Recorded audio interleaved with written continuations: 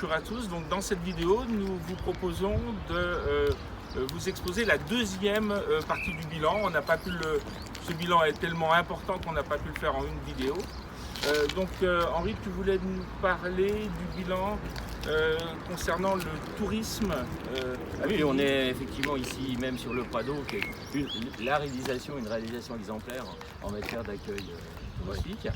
Mais il ne faut pas qu'on oublie le camping, qu'on a voulu clairement développer avec l'installation de mobil-home, avec la réfection effectivement de tous les sanitaires. Cette réflexion a été très appréciée. Et pour le camping, c'est un des équipements qu'on peut rouvrir effectivement mais en période de déconfinement. Alors, tourisme, culture, on a un programme culturel et on a développé un programme culturel complet, apprécié. On a travaillé beaucoup sur le... Pour tout le monde. Tout à fait, pour tous les goûts. On a travaillé aussi sur la dimension événementielle en mettant en exergue un certain nombre de jalons dans l'année, comme le 8 décembre ou le 14 juillet. Et puis, un petit coup d'œil au passage au niveau des associations, qu'elles soient sportives, caritatives ou autres. On a développé un forum qui est attendu par les associations pour tous les ans, donc au début septembre. Pour bien démarrer la saison. C'est un forum qui était donc organisé sur une petite demi-journée, qu'on a mis sur une journée complète avec des démonstrations. C'est vraiment un événement attendu par les associations elles-mêmes qui en profitent effectivement pour recruter. Et par les Clunisois. Et par les Clunisois, bien sûr. Mais le Clunisois en général, parce qu'il n'y a pas que les Clunisois qui viennent effectivement à ce forum. Alors, je n'oublie pas dans le bilan ce qu'on a pu faire sur les équipements, les bâtiments communaux. Donc on a travaillé de manière importante sur les écoles, notamment l'école Marie Curie.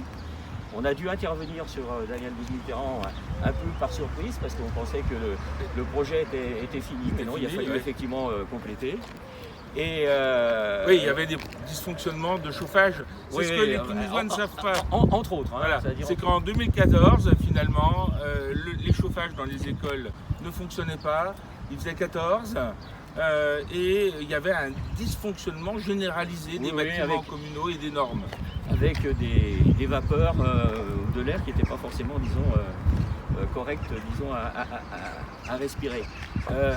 Nous avons fait un effort important au niveau de la salle des conseils, salle des mariages.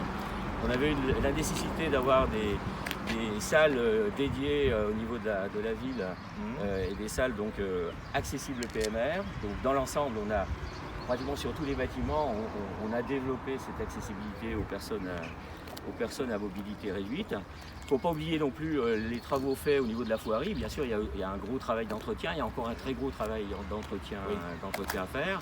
Mais la rue du Merle, un chantier qui a été joint aux problèmes d'assainissement qui était rendu nécessaire. Le carrefour qu'on a aménagé place des Fossés, qui était un carrefour qui s'était avéré dangereux puisqu'on a eu malheureusement un accident mortel. Donc ces opérations-là font partie d'un bilan dont on est fier. Et je ne voudrais pas passer sous silence quelque chose qui est attendu par une majorité de la population, c'était les caméras de vidéoprotection. Et ces caméras de vidéoprotection, dont le déploiement est pratiquement assuré à une exception près jusqu'à présent, nous ont permis déjà de résoudre un certain nombre de problèmes. Récemment, il y a eu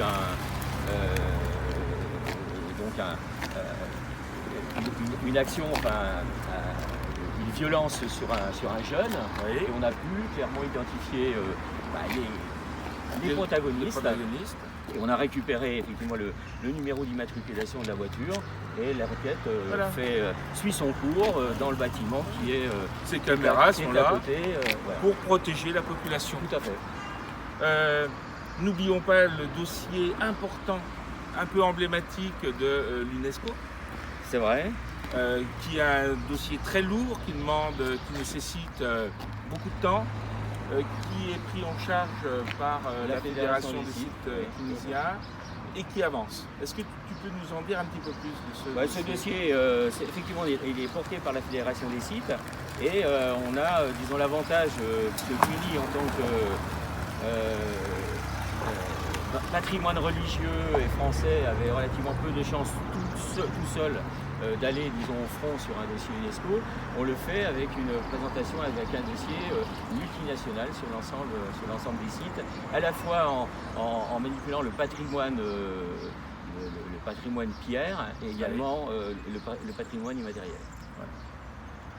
Eh bien, très bien. Merci Henri pour ce bilan riche, varié, qui profite à l'ensemble de la population de Cluny et alentour. Tout à fait.